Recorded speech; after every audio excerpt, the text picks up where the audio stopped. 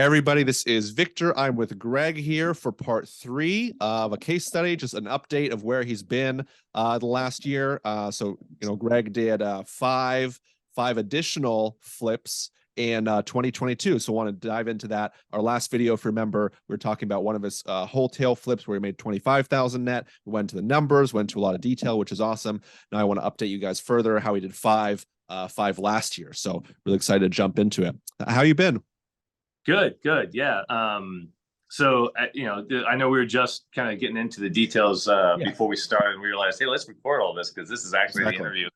I did, I was kind of explaining, to you that I think when we met, I was doing primarily wholesaling. But it was a lot of a one-man kind of show. And over the last year, I took some of the profits that I made from the wholesale and flips that I'd done with your help. I took some of those profits and kind of used that to leverage kind of creating an entire motivated seller marketing, business, which to include right now, like I told you, I've got an acquisition manager whose only job it is to basically pick up the leads, go on the appointments, make the offer, and then follow through. And he's picked up. In fact, I hired him right around the end of last December, and since then he wrote 5 contracts, 2 of which we've already closed on. They're wholesale deals, but we've already closed on, made some money. So that's actually, really helping out. But as far as the 5 flips, the last year they're flips / wholesale. So like the first one that happened, late last year that, I kind of went back to my CRM just to kind of, refresh my memory. But one of the first ones I got off of a mailing campaign was the deal was it was a tired landlord, and he had been out of town for a couple of years and had a place that he thought was being well taken care of, and turns out it wasn't. And then he just got overwhelmed with all the other life issues going on. He wanted to sell the property. And basically, I went and looked at it, and it didn't really need much of anything. We literally just cleaned it up. It was a straight, that's as whole tail as I could get. Yeah. It just had a brand new roof on. Everything was basically new, and the guy was just so done with the deal that he gave me a really steep discount. So we cleaned it up. We did have to do about $2,500 in tree work, which was definitely a distraction or a detractor from, just putting it right back on the market. And then we did have to do some, minor repairs, mostly just some handyman stuff. But it was back on the market beginning of 2022, which of course we know, things were still hot, not as hot. They were starting to slow down. Yeah. So I was a little nervous about it, but whatever. We still made about $31,000 on that deal. Amazing. Wow. Yeah, not bad for just really good. Basically acquiring it, cleaning it up, and cutting some trees down. So and all of that had to do primarily with with the ability to acquire it. I could have, I guess I could have wholesaled it, but in working with you, I've managed to exercise some of the other muscles of getting a hold of some private money lenders. And so this deal was actually the first deal with one of my new private money lenders. I think the last time we talked, last time we talked, I had used, and I still use my other lady, and right now it's 2 that I've got that I basically just recycle their money. Yeah. Because as you can imagine, if somebody gives me $100,000 and I give them 116,000 back, they're going to be like, "Hey, let's do that again," So exactly, yeah. And I'm just making up those numbers, but that's basically kind of how it's working out. Is they will, they'll call me and we put their money to work, and then within about 90 days. They get their money plus interest back, and they're happy to do it again. Of course, that's awesome. That's huge. Yeah, and then we did another one. I did buy 2. I was telling you about at the very end of 2022. We did a couple other wholesales in between there. That didn't. They're just not. They're not really noteworthy. But at the end of 2022, I picked up 2. Literally, I just contracted on them, probably late August, early September. And we kind of all know if we're in real estate, and real estate is tied to money, then we all know kind of what happened about that time. That was when, Jay Powell, Fed chairman, decided, hey, we need to crush inflation by jacking up interest rates. So I had just contracted, and I was feeling very what's the word, confident, because I just contracted on one in a part of town. Well, you know where Destin is, you know where Fort Yeah. Walton Beach is. So Uh-huh. I just picked up this house in Fort Walton Beach, and I was 100% confident. Like, this is now it's still a little over an hour one way drive, so I didn't want to keep it for that reason. Which, whatever. I mean, I know some people. That's just my personal things. I don't want to keep it. Mhm. So my initial thing was like, it's wholesaling because it's right in a great part of the short term rental like mecca for that area. It's Yeah. right next to an Air Force Base, right next to the beaches, all that kind of stuff. Literally across the bridge from Destin. I'm like, you can't go wrong with this. So I contracted it. I already found the buyer, and after the second 75 basis point increase, he said, Yeah. I can't afford the money. And I was like, so are you backing out? He goes, yeah, I'm backing out. I was like, okay. And he goes, the best part is I've known the guy for a while. So he asked, because the answer is always no if you don't ask, but he asked, can I get my EMD back? I was like, no. That's what non-refundable means. So I kept the EMD. But then I was like stuck. I was like, what do I do with this thing? That the Yeah. spread was big. It needs probably a good $65,000-$70,000 in work. I mean, it's a 1956 built house. It's cinder block. It's half on slab, but the back half of it's on is off grade. Mhm.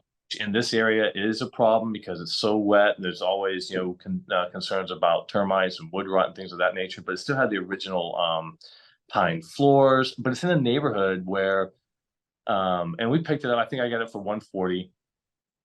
And this neighborhood, the cheapest house that I found on the market in that neighborhood at the time I contracted, the cheapest house was 250.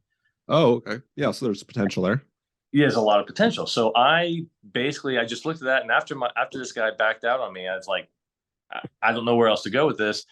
And the more I talked about it with some of my other investor buddies who are kind of in the area, about like the numbers and all that kind of stuff, they're all like, well, why don't you just, you know, buy and put it back on the MLS and see what happens. And I was like, you know what, actually, I'll do that. So I contacted the lady who I'd been using before for private money lending, and she was like, yeah, absolutely. And she's funny because it's literally just a text at this point. Our relationship just, hey, just That's text awesome. message, Yeah. and I'll tell her the numbers, I'll tell her the address, and I honestly don't even think she looks it up. She She just just trusts. Yeah. just trust Yeah, me, you have which a is good track record. That's awesome. Yeah. yeah, and that's exactly it. So it's important that I don't screw that up. I got to make sure that she's happy, she's getting paid every single time. Well, anyway, the long and the short of it is we did a little bit more with this one. We did trim the trees, we did cut the hedges, the bushes and stuff like that. I cleaned it out. The tenants who had lived there, the story was that the folks who lived there were actually the children of the owners, and the owners had grown up. So the owner is probably in her mid 60s, late 50s, early 60s, and she grew up there. So that was her house as a little girl. Well, when she moved out, literally across the neighborhood, not even a half mile away, the house was empty, and they allowed her adult daughter and the fiance to live there. Okay, that's Mhm. normal. Lots of people do that.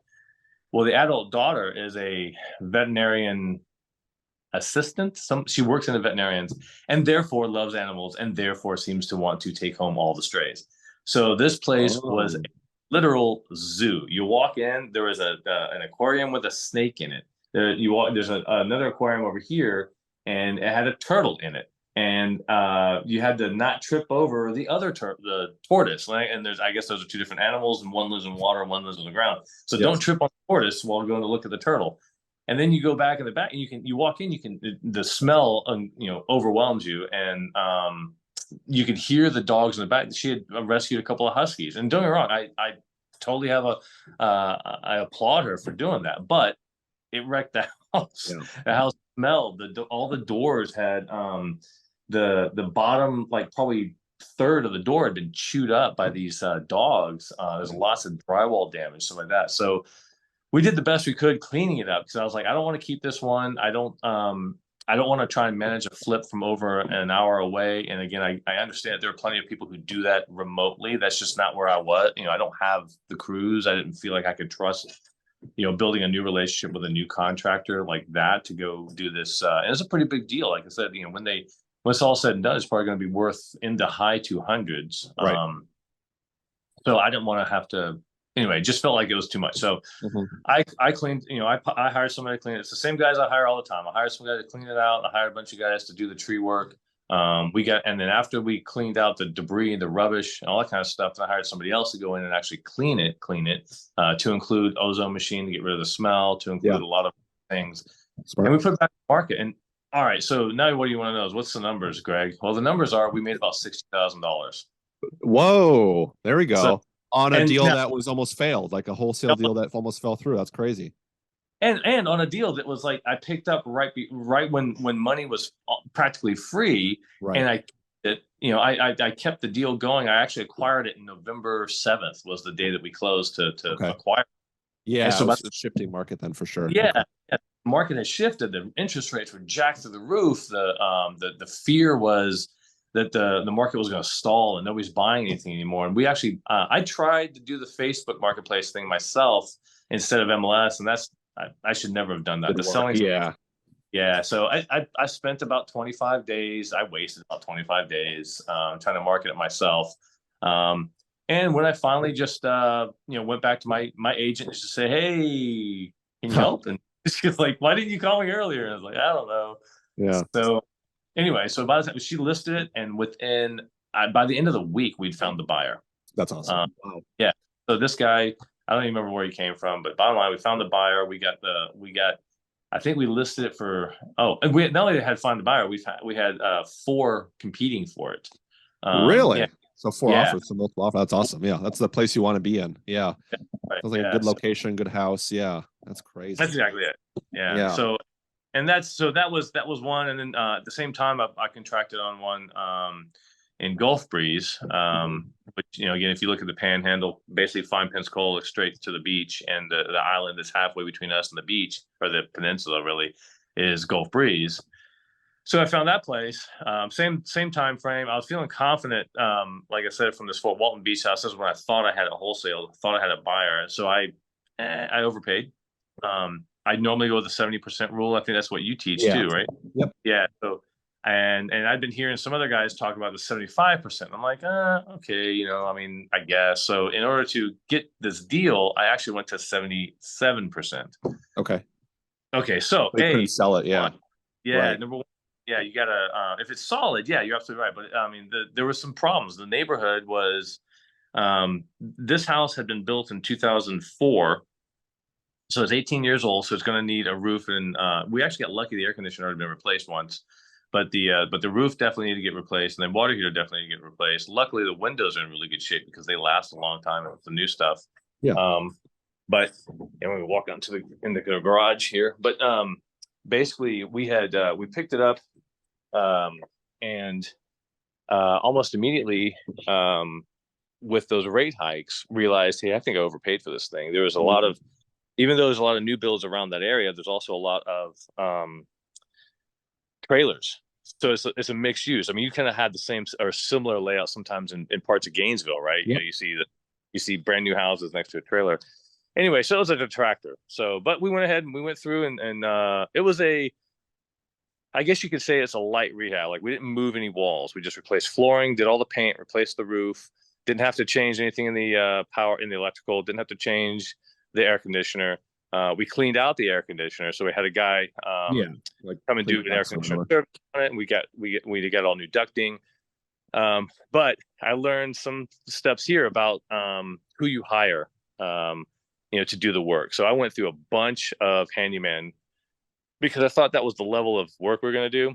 And anyway, I did a poor job hiring because I went through these guys. They did come out, they'd quote me a price. I said, yeah, it sounds great. And then they get through a day of doing the work, realized it was, that they underquoted themselves and want to ask me for more money. I'm like, what? Wait a minute, you're a grown man. You should have, this is your business, right? You don't know how to do that. So went through that. And then I had the painter was the guy that kind of really, did a lot of kind of damage, if you will. So he painted the whole house, but he did not put any drop cloth down on the floors.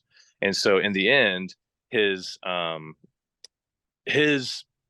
inattention to detail cost me a whole set of new floors. Luckily, it's not that big of a house, 1,400 square foot.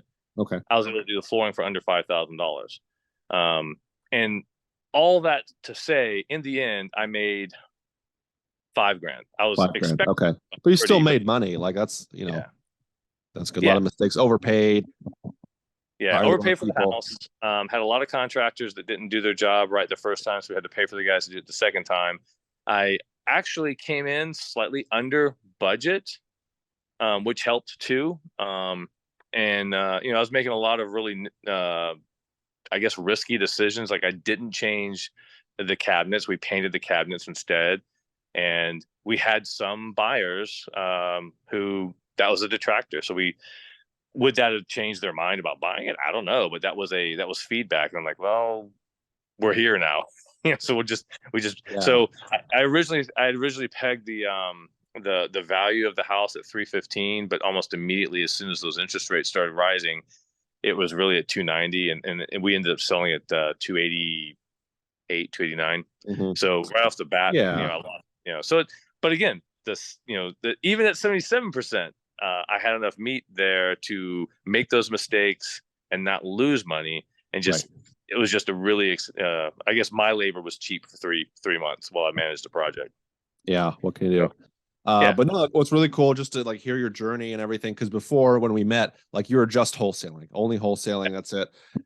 Do wholesale deals here and there, and then like you started opening up flips. Then we talked about in previous case study videos, like your other wholesales. You did 5 last year. I'm excited for 2023 for you.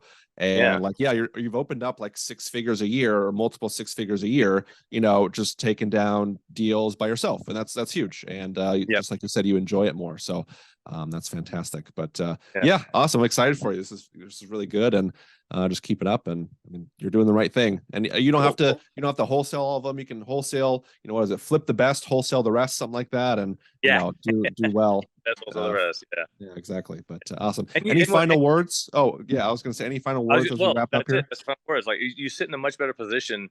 Um, if I'm going to say like what's the key ingredient, the key ingredient, quite frankly, is to be able to get the money. So whether it's you've got a hard money lender that you got a good relationship with, or a private money lender, which is better. But Yeah. is the key ingredient there is having the money that you're confident with, because then you can make more confident offers, and you can be confident you're going to close, as opposed to, and I get it, when it's your first one, your second one, your third one, that confidence comes with experience. And it's kind of a it's kind of a double-edged sword. You got to do one to get the other. It's a chicken and the egg kind of scenario. But like you always preach, like, hey, the more offers you make, the more you're going to get accepted, and the more you get accepted, the more you're going to get good at the exercising those muscles. And after a while, all of that just becomes it ain't easy, but it becomes easier, certainly, than Yeah. your first. Becomes second nature, and it's just Yeah. it's just something you do. Yeah. Yeah. Awesome. Cool. Well, appreciate you hopping on. Appreciate you sharing like this next leg of your journey. And yeah, you've been doing awesome. So just keep it up. And yeah, you'll be Awesome. surprised where you're at in 3 to 5 years. Yeah. Well, thanks for helping me out, Victor. And definitely, if you want to keep in touch and do this again in a couple months, I'm happy to do it. That'd be great. Yeah. Awesome. All Cool, right. cool, cool. Appreciate it. All right. You bet.